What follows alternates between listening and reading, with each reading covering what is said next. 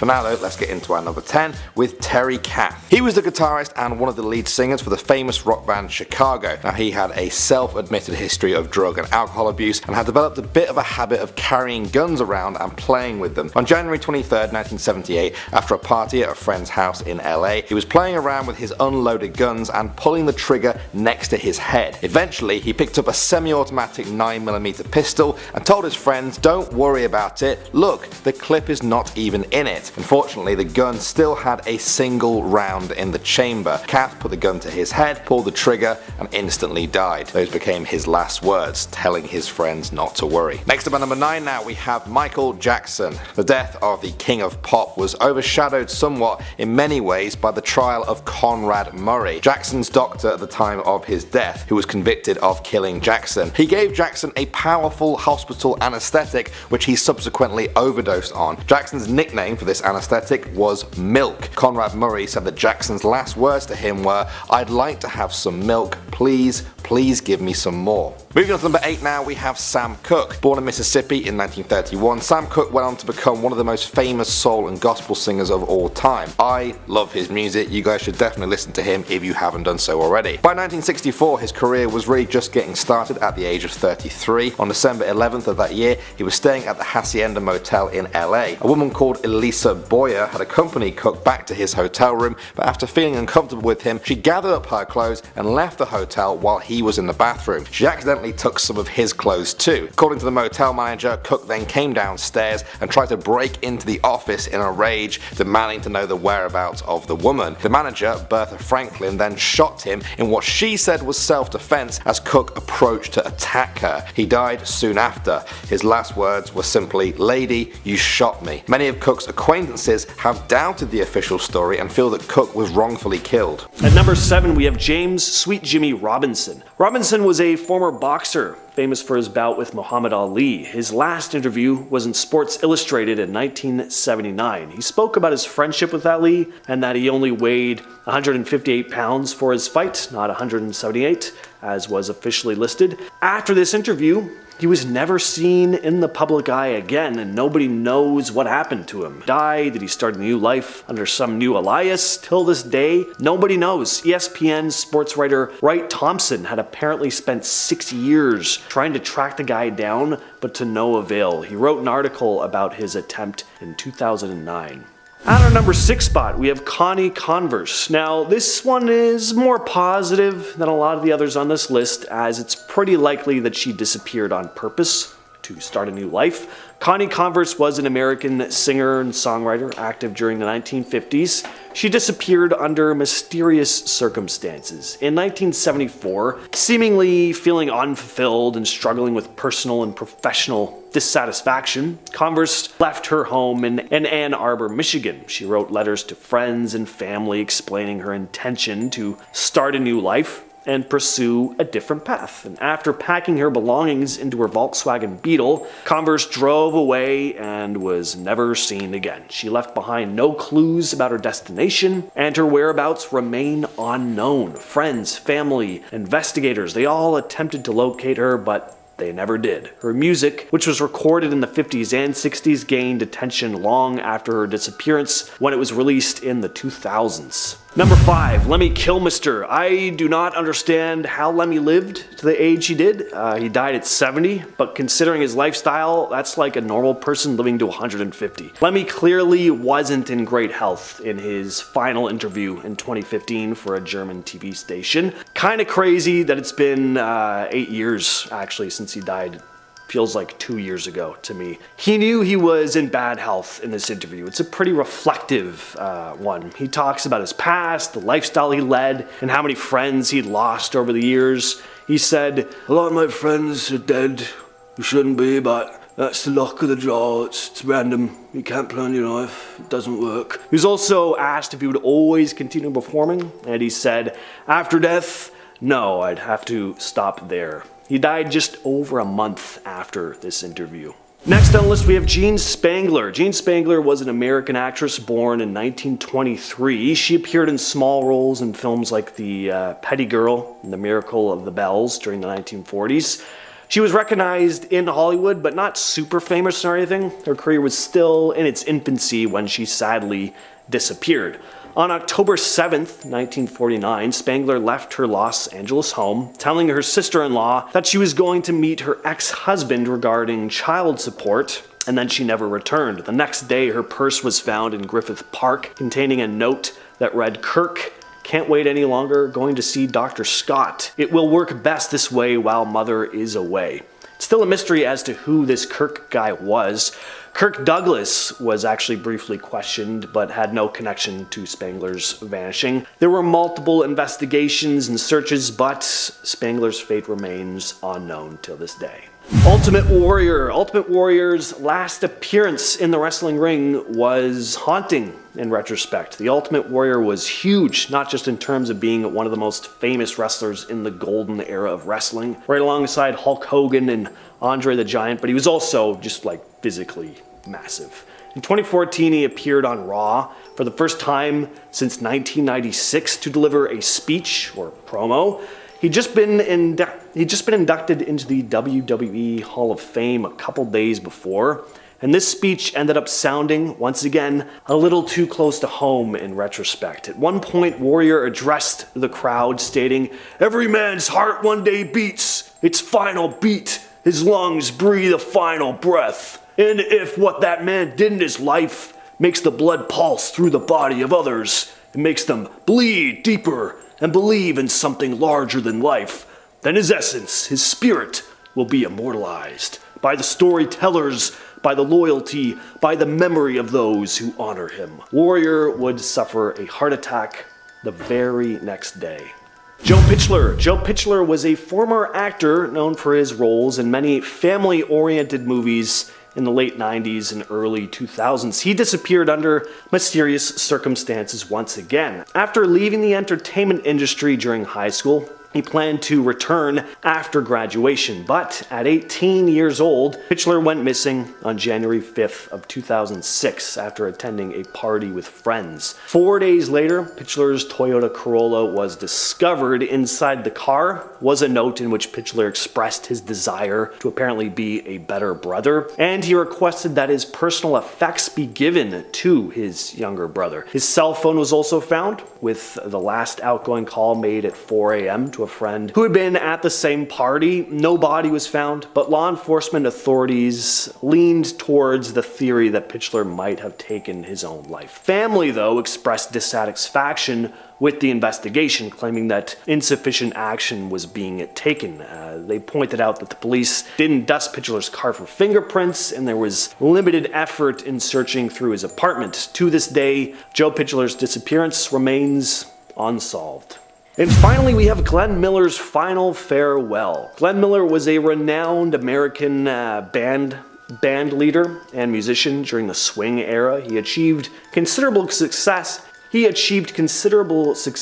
the 30s and 40s. His Glenn Miller Orchestra produced numerous hit records, and he became pretty well known in the big band genre. In 1942, during World War II, Miller put his musical career on hold. As a civilian, anyway, he joined the war effort, enlisting in the U.S. Army Air Forces and forming the Glenn Miller Army Air Force Band, entertaining troops and boosting morale with his music. He made one last appearance on the radio, bidding farewell to listeners and announcing his departure into the Army. 2 weeks later, he reported for duty. On December 15th, 1944, while flying from England to France for a series of performances, Miller's plane disappeared over the English Channel. Neither the aircraft nor the occupants were ever found. As for what happened, nobody knows for sure. But there are, of course, various theories, like the possibility of friendly fire or mechanical failure. In 1945, the U.S. Army declared Glenn Miller officially presumed. Number 10, Peter Kürten. Peter Kürten was a German man known as the Vampire of Dusseldorf who took the lives and took advantage of many people between February and November 1929. The first death he definitely committed occurred on May 25th, 1913. During the course of a burglary, he encountered a girl named Christine Klein asleep in her bed. Peter strangled her, then slashed her twice across the throat with a pocket knife. Now this made him excited down there, if you know what I mean, due to him hearing the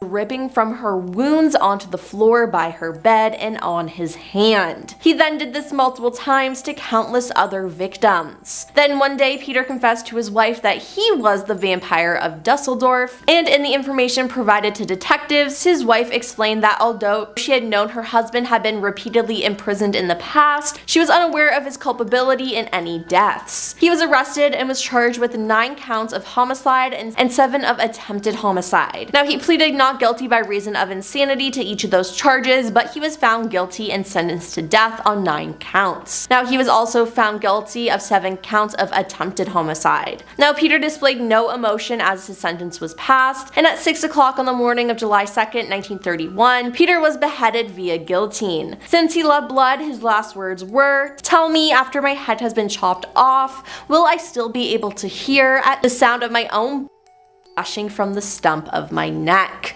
That would be a pleasure to end all pleasures." Now, that is just disgusting and ew. Number 9. Genghis Khan. Genghis Khan was the founder and first Khagan of the Mongol Empire, which later became the largest adjoining land empire in history. Having spent the majority of his life uniting the Mongol tribes, he launched a series of military campaigns which conquered large parts of China and Central Asia. In the 13th century, he ended the lives of so many peasants that carbon dioxide levels in the atmosphere were significantly reduced as a result. Now, during his 21-year reign, his destructive armies were responsible for the deaths of up to 40 million people. He died in August of 1227, but his death was kept a closely guarded secret. Now, according to legend, Genghis Khan's last words were, "I have conquered for you a large empire, but my life was too short to take the whole world. That I leave you." Now, whether he uttered those short sentences or not, his successors were more than happy to take up the challenge. Number 8. Jeffrey Dahmer. Jeffrey Dahmer ended the lives of many young men in Milwaukee, where he would then dismember them. It has been reported that he ended the lives of 17 males between 1978 and 1991. A detailed search of his apartment revealed 4 severed heads in his kitchen. A total of 7 skulls, some painted, some bleached, were found in his bedroom and inside a closet. Investigators discovered collected blood drippings upon a tray in the bottom of Jeffrey's refrigerator, plus 2 human hearts and a portion of an arm muscle. In his freezer, investigators discovered an entire torso, plus a bag of human organs and flesh stuck to the ice at the bottom. Elsewhere in the apartment, investigators discovered 2 entire skeletons, a pair of severed hands, 2 severed and preserved male sex organs, a mummified scalp, and in a 57-gallon drum, 3 further dismembered torsos dissolving in an acid solution. A total of 74 Polaroid pictures detailing the dismemberment of his victims were also found, which is just disgusting. Although he was diagnosed with borderline personality disorder and a psychotic disorder, he was found to be legally sane at his trial. He was convicted of 16 counts of ending someone's life and was to serve 16 terms of life imprisonment on February 17, 1992. Then on November 28, 1994, he was beaten to death by Christopher Scarver, a fellow inmate. His last words were, "Christ Jesus came to the world to save all sinners, of whom I am the worst." Next up at number 7 now we have Frida Kahlo. Born in 1907, Kahlo was a famous Mexican artist known for her portraits inspired by the nature and artifacts of Mexico. She spent much of the 1930s traveling around Mexico and the US, painting her works as she went. This eventually led to her landing her own exhibition in New York in 1938 and another the following year in Paris. On July 19, 1954, after years of illness, Kahlo died from a pulmonary embolism, although some people say she overdosed on painkillers. According to those close to her, her last words were, "I hope the exit is joyful and hope never to return." Next up at number 6 now we have Bing Crosby. This singer was a star of Hollywood's golden age and had a career that lasted over 50 years. You guys may know him as the singer of White Christmas,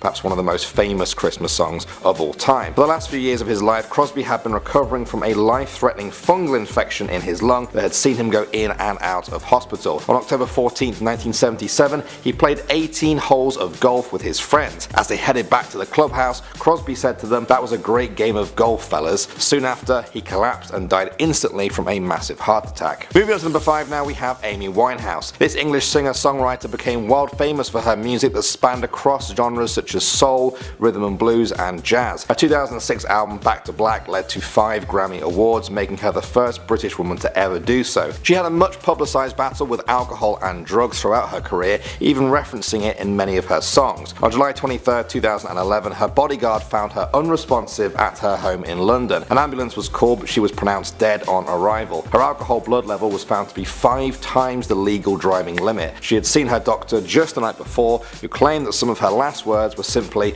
"I don't want to die." Alright, coming in at number 4 now, we have Marie Antoinette. She was the last queen of France before the French Revolution at the end of the 18th century. As such, the revolutionaries tried her for high treason. She was found guilty and sentenced to execution by guillotine. As she climbed up the scaffolding, she accidentally stepped on the foot of her executioner. She turned to him and said, "Pardon me, sir, I meant not to do it." These would be her last words before her execution. Next up at number 3 now, we have Barry White. During the 1970s, Barry White became one of the most popular soul singers in the world, famous for his distinctive bass voice and romantic image. For most of his career though, his image was also an overweight one. He was thought to weigh over 375 pounds and suffered from a number of related health problems. In 2002, he was hospitalized with kidney failure. The following year, White died in LA at the age of 58. According to a nurse who was treating him before he died, White's last words to her were, "Leave me alone, I'm fine." Next up at number 2 now, we have George Harrison. He was one of 4 members of a band that you guys may have heard of,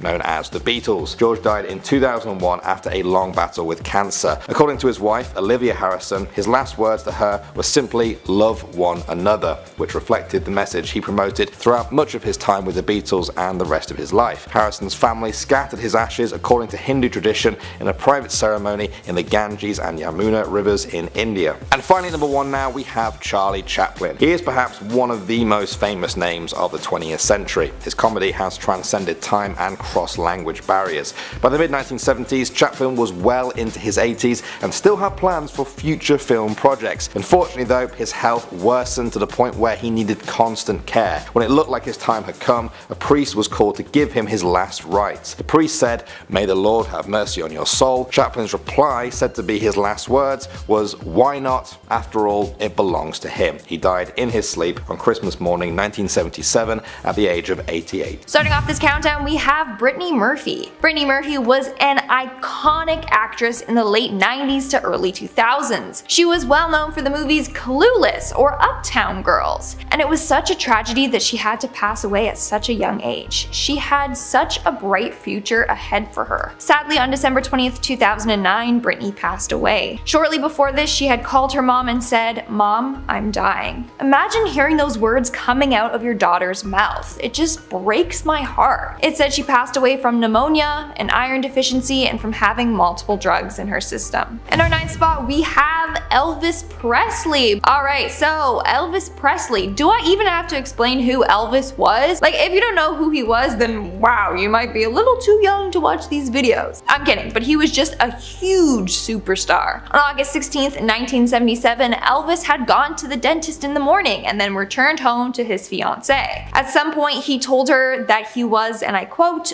"going to the bathroom to read," in which she replied with, "Don't fall asleep in there. It was a joke." And he replied with, "Okay, I won't." Those were his last words. She then proceeded to have a nap, and a couple hours later she woke up to find that he never came out of the bathroom.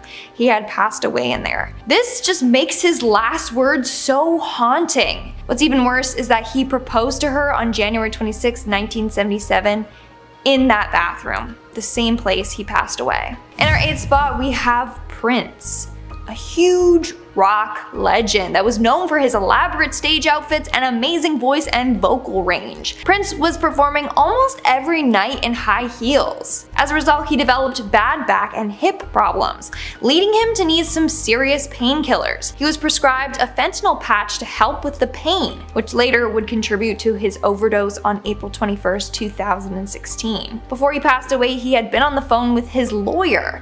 Prince assured him that he was fine. He said he was doing perfect, and then he said, "Okay, I'll call you soon." Prince never called back. He passed away shortly after. Number 7. Eileen Wuornos. Eileen Wuornos was an American serial slayer and prostitute who operated in Florida. In 1989 to 1990, while engaging in street prostitution along highways, she shot and robbed 7 of her male clients. Now, she claimed that her clients had either taken advantage of or tried to take advantage of her, and that all the deaths were committed in self-defense. Eileen was sentenced to death for 6 of the deaths, and on October 9, 2002, after 12 years on Florida's death row, she was executed by lethal injection. Her last words were, "I'd just like to say I'm sailing with the rock and I'll be back like Independence Day, with Jesus, June 6th. Like the movie, Big Mother Ship and all, I'll be back." Now, that's incredibly unsettling, and I do not like that she said that at all.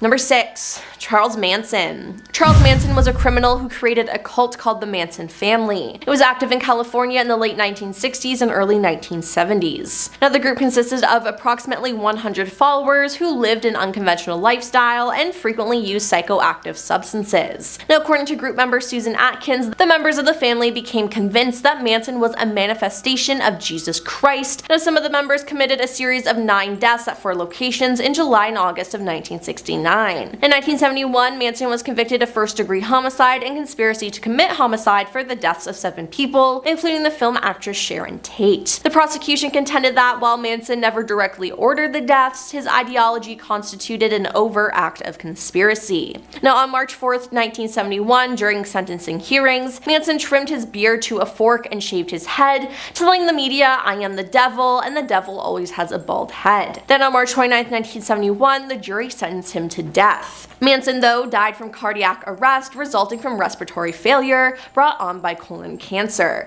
at a hospital on November 19th, 2017. His last words were, "I'm the most famous human being not only that is alive, but the most famous human being that has ever lived." Yeah, you can tell he still had a big ego even while looking into the eyes of death.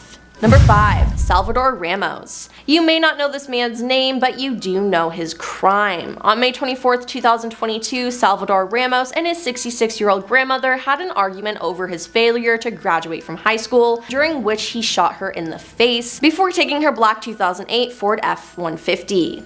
Ramos, using his Facebook account, sent 3 private messages to a girl from Germany whom he had met online. The first said that he was going to shoot his grandmother, the second said that he had shot his grandmother, and a third, about 15 minutes before the said that he was going to open fire at an elementary school. He went to Robb Elementary School, his former school, and fatally shot 19 students and 2 teachers, while 17 others were injured but survived. Now, details are still fuzzy about what happened, as it took the police forever to get into the building to take Salvador down, but what I could gather is he was in a room and opened the door and said good night before officers. In return, the officers back, ending his life. Number 4. Richard Ramirez. Richard Ramirez, dubbed the Night Stalker, had a highly publicized home invasion and life-ending spree that terrorized the residents of the greater Los Angeles area and later the San Francisco Bay Area over the course of 14 months. Richard cultivated a strong interest in Satanism and the occult and would often commit burglaries to support his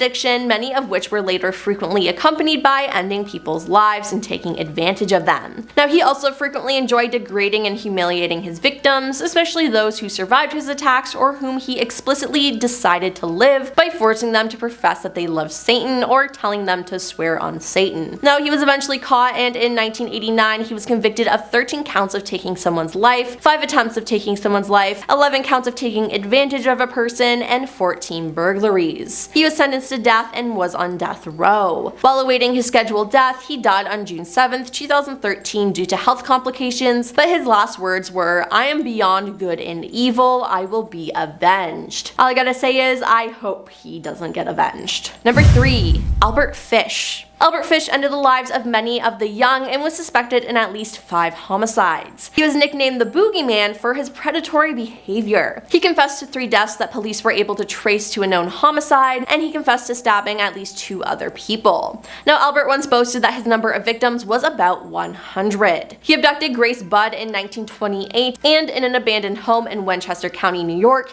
he ended her life and devoured her body. He wrote a letter to Grace's mother telling her about the crimes he committed against against her daughter. He said, "When all was ready, I went to the window and called her, then I hid in a closet until she was in the room. When she saw me all naked, she began to cry and tried to run downstairs. I grabbed her and she said she would tell her mama. How did she kick, bite, and scratch? I then cut her into small pieces so I could take my meat to my rooms, cook, and eat it." Now this is extremely disturbing and I cannot imagine how her mother felt, and as a result he was executed on January 16th, 1936 in the electric chair, and his last words were reportedly, "I don't even know why I'm here." Which again is disturbing, because did he really think he didn't deserve to die after the horrible crimes he committed? Number 2, Carl Panzram. Carl Panzram was a serial slayer, arsonist, burglar, and someone who took advantage of men. In prison confessions and in his autobiography, he confessed to having committed 21 deaths, only 5 of which could be corroborated. He's suspected of ending the lives of more than 100 men in the United States alone, and several more in Portuguese Angola. He also confessed to having committed more than 1,000 acts of taking advantage of men. His last words were, "In my lifetime, I have murdered 22 human beings. I have committed thousands of burglaries, robberies, larcenies, arsons, and last but not least, I've committed sodomy on more than 1,000 male human beings. For all these things, I am not the least bit sorry." Now again, that's just plain disturbing, as he had no remorse at all. And coming at number 1 is Jake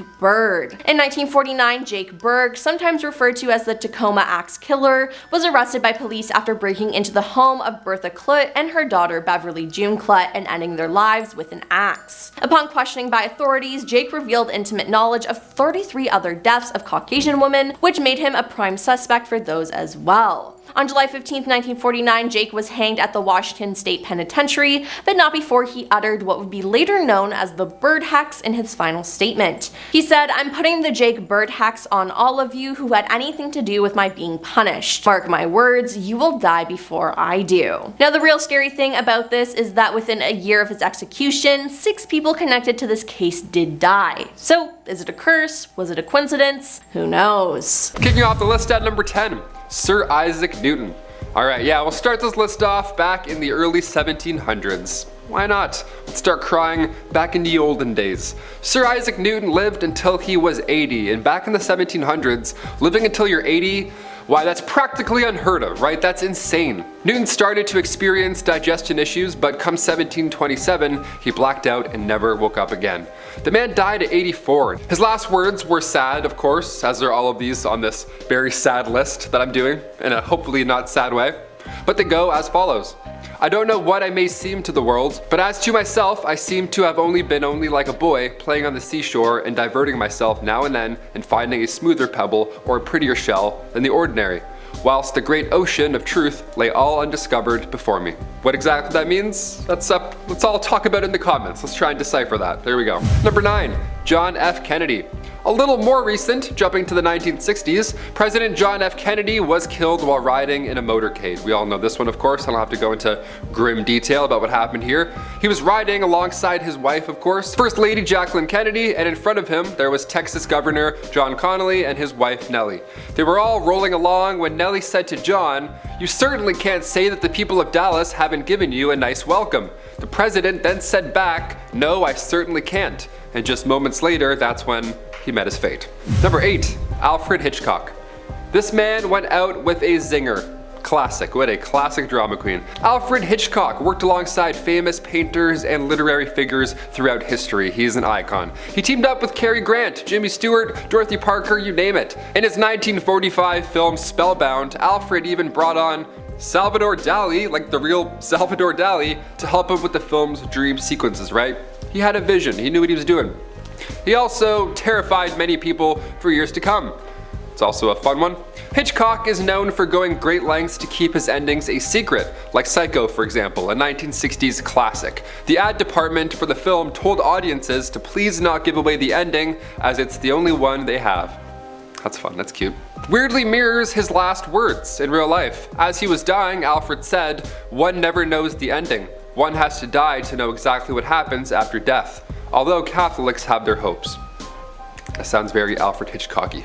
Moving on to number 7, we have Jimi Hendrix. Jimi Hendrix was an American singer-songwriter and musician. To this day, he's considered one of the most influential electric guitarists. Now, according to his girlfriend, Jimi spent his last day in London with her. She claimed that he had made a meal for them at her apartment at around 11 at night, accompanied with a bottle of wine. At around 1:45, she drove him to his friend's house and then picked him up a couple hours later. The last words he ever spoke were to his girlfriend, and they were, "I need help bad, man." The next morning, she found him unconscious and unresponsive. He passed away shortly after. In our 6th spot, we have Kurt Cobain. I just realized that there are a lot of great musicians on this list. Like, it's sad that they left this world so soon. Kurt Cobain was a singer-songwriter for the band Nirvana. Sadly, in 1994, he took his own life. He was only 27 years old. His last words were found in a note that he left. In the note, he quoted Neil Young's lyrics. He said, "It's better to burn out than fade away." And those were his last words. And from them, we can kind of interpret that he wanted to go out being famous instead of being forgotten. We are now at our 5th and halfway mark with Coco Chanel. Coco Chanel, of course, you know her for being the founder of the luxury brand Chanel, which is still huge to this day. I wish I could afford it. I can't. Sadly, she passed away on January 9th, 1971 from old age. She was 87 years old when she passed away, and she was getting pretty frail. On the day of her death, she went out for a long drive. When she returned home, she wasn't feeling well and went to bed early. Her final words were to her maid, and she said, "You see, this is how you die."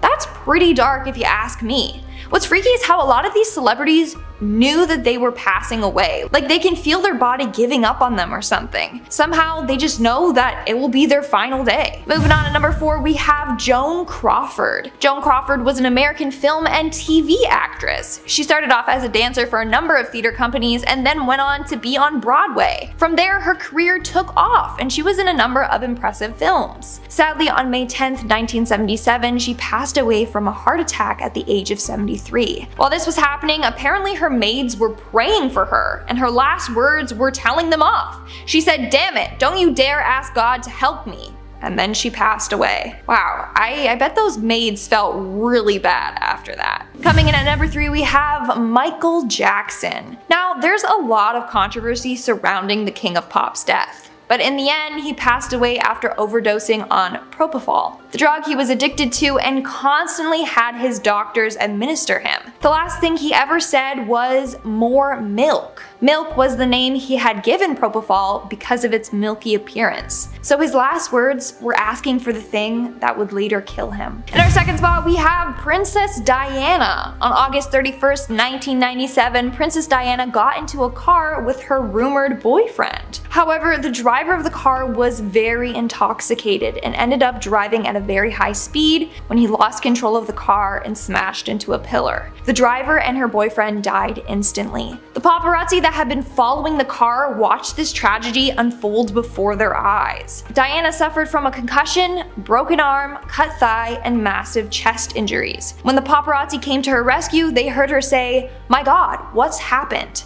That's the last thing she said. She passed away later in the hospital as a result. And in our number 1 spot, we have Chris Farley. Chris Farley was an American comedian and actor known for being on Saturday Night Live or in movies such as Coneheads and Wayne's World. Farley's last day was December 17th, 1997. The weekend prior, he spent it partying and doing drugs with a lady of the night named Heidi. On the Wednesday, the two were doing some heavy drugs. When she got up to leave, Farley apparently said, "Don't leave," and then he passed out. She took a photo of him and then left. That's so sad. The last thing he ever said was him pleading for her to stay so that he wasn't alone. The next day, Chris's brother found him still lying on the floor close to the door. He was found clutching rosary beads. He had passed away from drug overdose. And I bet Heidi felt really bad after that, and also because she has a picture of him. Starting off this countdown, we have Steve Jobs. Steve Jobs is famous for co-founding Apple, of course. But sadly, in 2003, he was diagnosed with an unusual form of pancreatic cancer. On October 5th, 2011, almost exactly 8 years since he was first diagnosed, he lost his battle to cancer. According to his family, Steve's final words were, "Oh wow, oh wow, oh wow." He said it 3 times. Then he lost consciousness and died several hours later. They also said that he first looked at his sister Patty, then over to his children, and then to his partner, and then over their shoulders past them. And that's when he said, "Oh wow." So what was it that he saw over their shoulders? Was it the white light everyone talks about? In our 9th spot, we have Steve Irwin, but before I go any further, please make sure to give this video a big thumbs up because it really helps us out. Steve Irwin, otherwise known as the crocodile hunter, was known for getting up close and personal with dangerous creatures like crocodiles or venomous snakes. It seemed like nothing scared him. Sadly, on September 4th of 2006, while filming a documentary called Ocean's Deadliest, Steve got pierced by a stingray's barb. The barb went right through his chest, piercing his heart. Crew helped him onto the boat as he started to bleed to death. One of the crew members, Justin, tried to comfort Steve and said, "Think of your kid, Steve. Hang on, hang on, hang on." One of the crew members, Justin, tried to comfort Steve and said, "Think of your kid, Steve. Hang on, hang on, hang on." Steve just looked up at him and said, "I'm dying." And that was the last thing he said. And at number 8, we have Frank Sinatra. Frank Sinatra was an American singer and actor that won a number of awards, like an Academy Award, 3 Golden Globes, multiple gold discs, and a Lifetime Achievement Grammy Award. But after being very ill for a number of months, he had a heart attack and died shortly after. His wife was by his side comforting him while this happened, and she revealed that his last words were, "I'm losing it." It's so sad and scary. Number 7, Steve Jobs. A little more modern, there we go. When I was making this list, I couldn't believe how long it's been since Steve Jobs has passed away. It's been a while. The tech icon's last moments were in 2011. He was surrounded with love. He had beside him his sister Patty, his children, and his partner Lorene. Steve looked above them and said, "Oh wow, oh wow, oh wow." He said "oh wow" 3 times.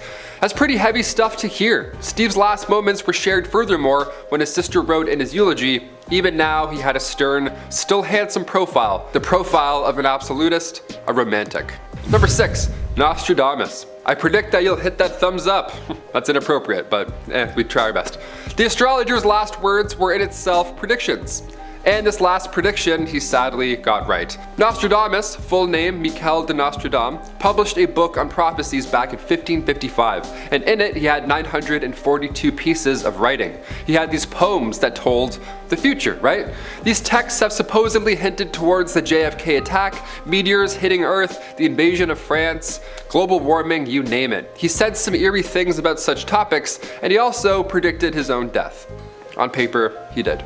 It was his last ever prediction. It was July 1st, 1566. His priest said to him, "Until tomorrow," and Nostradamus replied, "You will not find me alive at sunrise." Sadly, he was correct. Number 5, Beethoven. Another icon, another staple in history, the German composer Ludwig van Beethoven. We've recently heard his work in theaters. In Doctor Strange and the Multiverse of Madness, Doctor Strange fights the villain with musical notes. He uses these notes. He uses Beethoven's Symphony No. 5 in C minor. Now we've heard Beethoven in IMAX, right? What a time to be alive. When Ludwig was still alive, he faced many health problems. Hepatitis, jaundice, skin diseases, cirrhosis of the liver, and of course, deafness. When his time came on March 26, 1827, the composer was believed to have said, "Applaud, my friends, the comedy is over." This is false. This is not true at all. Beethoven's close friend, Anselm Hüttenbrenner, who was very much present during his friend's passing, he said his last words were about the case of red wine that had just been delivered from his publisher. Ludwig's true last words followed, and they were, "Pity, pity, too late." About the wine. Fair. More than fair. It was a little too late. Number 4, Marie Antoinette. Another older one, but I figured I'd go more Victorian for this list, you know? Instead of like recent celebrities, that's only depressing. We don't want to talk about those. During the height of the French Revolution, Louis XVI of France and Marie Antoinette were both charged with treason. The phrase, "let them eat cake," is often associated with Mrs. Antoinette in this case, but her last words were actually an apology. Not to the people in which they owed it to, but to the executioner whose foot she stepped on whilst approaching the guillotine. Yeah, shows like Game of Thrones make it look easy to say something cool right before your, demise. In reality, I would beg for my life. Looking up at this dude? Yeah, I would plea. I'd be like, please don't do this. I really don't want this to happen. Number 3, Bob Marley. Of course, we have to mention the one and only reggae legend, Bob Marley, okay? Cancer was the reason that this icon met his fate early. The big C, once again. Marley was only 36 years old when he passed away in 1981. Next to him, he had his son Ziggy, and to him he shared the final words. And I think we could all learn a little something here. He said to Ziggy, "Money can't buy life." Yeah, I'll say that again. Money can't buy life. Not happiness, life. Bob Marley's death was so impactful that the Jamaican government turned this sad day into a national holiday. Yeah, that's a great idea. Live some more of that life. Take the day off. Blast some Marley and, you know the rest. Stuff I can't talk about, light some candles, right? That's an ideal way to mourn somebody as impactful as Bob Marley. I'm here for it. Number 2, Giles Corey. Out of the 27 people who had their lives taken away from them during the 1692 Salem witch trials, 19 were hanged, 17 passed away in prison while serving their sentence, and the last victim, Giles Corey, refused to plead either innocent or guilty. And the law at the time states that you can't be tried otherwise, so he did what was ultimately best for him and his family and his estate. The townsfolk laid a heavy board on top of the 81-year-old man during the witch trials and all that nonsense, and then over the course of 2 days, boulders were slowly added, making the weight more and more unbearable. They were hoping that Giles would admit something, either being innocent or guilty, whatever the case, but every time they asked him anything, Giles responded with, "More weight." How epic is that? Extremely brave. This is something like, it sounds easy, but in reality, I would never do this. I would fold immediately. I would be like, this is so hard. But sadly, after 2 days of this torture, Giles passed away. He fought for so long and did what he could because if he had gone either of the other 2 ways, Giles would have his property taken away from the town. But since he passed away not admitting guilt, he was still in full possession of his estate, which immediately went to his son-in-law. And finally, number 1, Robin Williams. Okay, I wanted to end on one that really hit home for me personally. I try and bring comedy into these lists whenever I can. It's like, cursed dolls that will haunt your family. I'm like, okay, I try and jazz it up a bit. I try and add some physicality to it whenever I can, brighten the mood. Because I was raised watching this man right here. Robin sadly passed away in August 2014. I was 19 at the time. I still remember the day, right? It was the first celebrity death that actually did something to me physically. And I don't mean for that to sound sensitive, but I grew up with this man, right? He was like Hook, Aladdin, robots, so underrated, right? Robin's wife Susan Schneider Williams revealed her husband's last words in an interview with ABC. And when the couple was getting ready for bed the night before, his last words were, "Good night, good night." Yeah, I wanted to end on a nice, good, peaceful note instead of something horrible from the 1700s. There we go. And we're starting off the list with Bryson Deli. Bryson Dell, born Brian Carson Williams, was a former NBA player. This interview from 1999 would have been one of his last, if not the last, as he retired right before the start of the 1999-2000 season. The interview is interesting. Bryson seems a little off in his own world. I don't necessarily think this has anything to do with his disappearance. For one, everyone has off days. Plus, he wouldn't go missing until 3 years later. In July of 2002, Deli, along with his girlfriend Serena Carlin and skipper Bertrand Saldo, set sail on Deli's catamaran called the Hakuna Matata in the South Pacific. The trio was last heard from in Tahiti in early July. Deli's brother, Miles DeBoard, who was also on the boat, contacted his family from a port in Tahiti, claiming that he had left the boat due to a family dispute. In September of 2002, the Hakuna Matata was found off the coast of Tahiti with only DeBoard on board. The board was later arrested, being the #1 suspect. He provided conflicting stories about what had happened, initially claiming self-defense in a fight with Deli, Serena, and Saldo. Despite extensive searches, the whereabouts of Bison, Serena, Carlin, and Bertrand Saldo remain unknown, but it's likely their bodies were dumped overboard somewhere in the Pacific Ocean. If you are enjoying our channel so far, don't forget to leave your comments down below, let us know your thoughts, suggestions for further videos, and hit that subscribe button as well. Alright, the final Brandon Lee interview. This one always gives me goosebumps. This interview is from 1993 or 94, on the set of The Crow, where Lee would suffer a fatal accident on set. Any situation like this is obviously tragic, but what makes this sting even more is how young he was. This was his breakout movie, and the incident is chilling for a couple different reasons. First of all, Brandon Lee's father, of course, Bruce Lee, also died prematurely right around when his biggest movie was coming out, Enter the Dragon. Secondly, the whole premise of The Crow centers around death. The main character, Eric Draven, and his fiancée die at the hands of violent thugs, and he comes back to life as a vengeful spirit of sorts to settle the score. It's a gothic masterpiece, one of my all-time favorite movies, but the context surrounding it definitely adds a somber layer to the viewing experience. And this last interview with Lee hits almost too close to home. At the end of the interview, Lee, talking about the themes of the movie, says, quote, "Because we do not know when we will die, we get to think of life as an inexhaustible well. And yet everything happens only a certain number of times. And a very small number, really. How many more times will you remember a certain afternoon of your childhood? An afternoon that is so deeply a part of your being that you cannot conceive of your life without it. Perhaps 4, 5 more times? Perhaps not even that. How many more times will you watch the full moon rise? Perhaps 20. And yet, it all seems limitless." Next on the list is Richie Edwards, guitarist and songwriter for the Welsh rock band Manic Street Preachers. This is the last interview with Edwards in 1995. The interview is a pretty standard musician interview. He talks about his career, the music he's written so far, where he thinks the band is going next. He also talks about how he wants to write the perfect lyric, quote, "A lyric that sums up exactly how I feel about everything, not just how I feel today,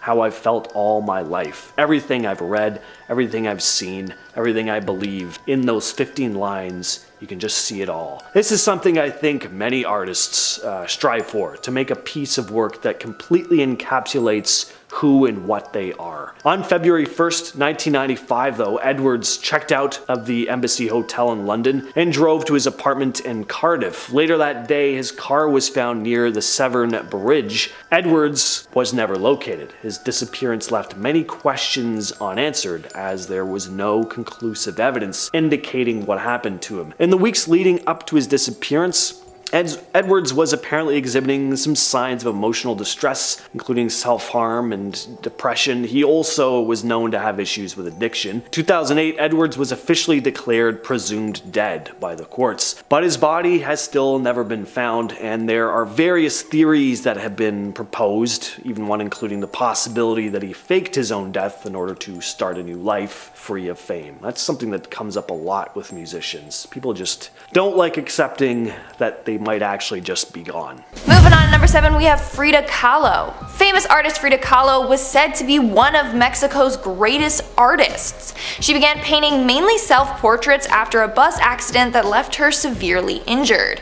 From there, her artwork became well known, and they were exhibited in Paris and Mexico before her death. About a week after her 47th birthday, on July 13th, 1954, she passed away. Her last words were in her diary entry, and it read, "I hope exit is joyful, and I hope never to come back."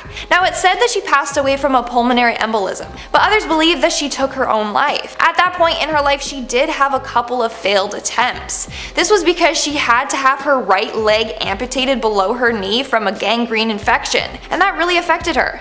It's really sad that her final words are basically saying how she wanted to die and then never come back. In her 6 spot, we have Paul Walker. Paul Walker was an actor known primarily for the series The Fast and the Furious.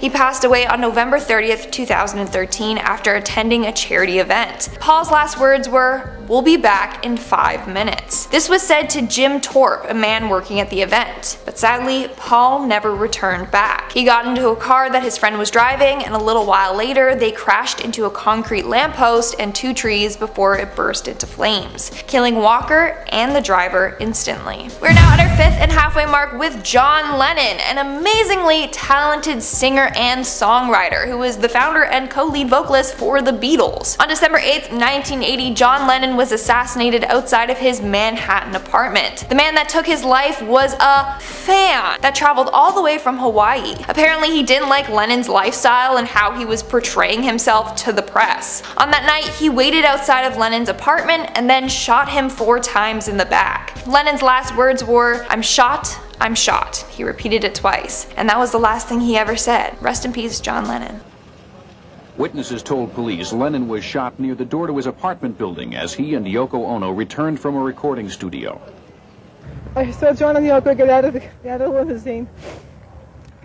They walked into the gate. Moving on to number 4, we have Mozart. Mozart was a very well-known and talented composer. He got into music very early on in life and was extremely gifted. But on December 5th, 1791, he passed away at the age of 35. And of course, there's a bunch of theories as to how he died. Some say he was poisoned by his rival, but it's believed that he died from a disease that led to a severe fever, causing him to slip into a coma. But we still don't know what disease led to his death. Anyways, one of the last things he ever said was, "The taste of death is upon my lips. I feel something that is not of this earth."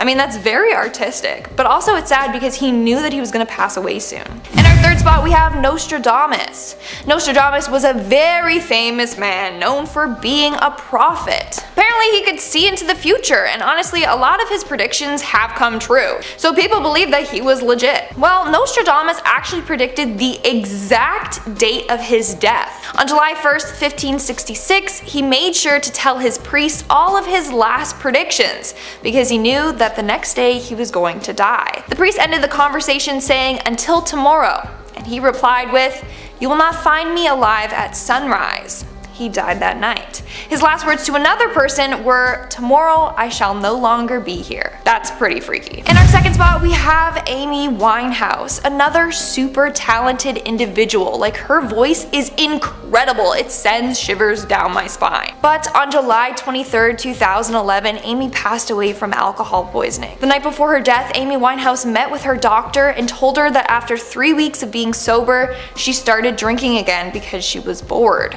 The conversation ended with Winehouse saying, "I don't want to die." And that was one of the last things that she ever said.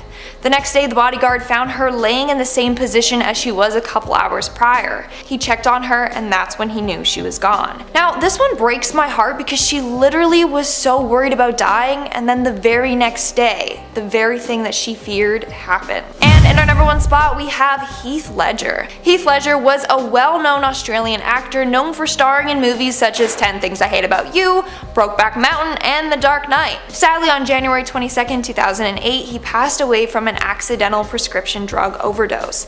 The night he died, he was on the phone with his sister who was worried about him. He told her that he was going to take sleeping pills on top of his prescription for a chest cold because he couldn't sleep, but she warned him not to. His last words were, Katie, look, it'll be fine, you know. I just need to get some sleep." Sadly, he never woke up.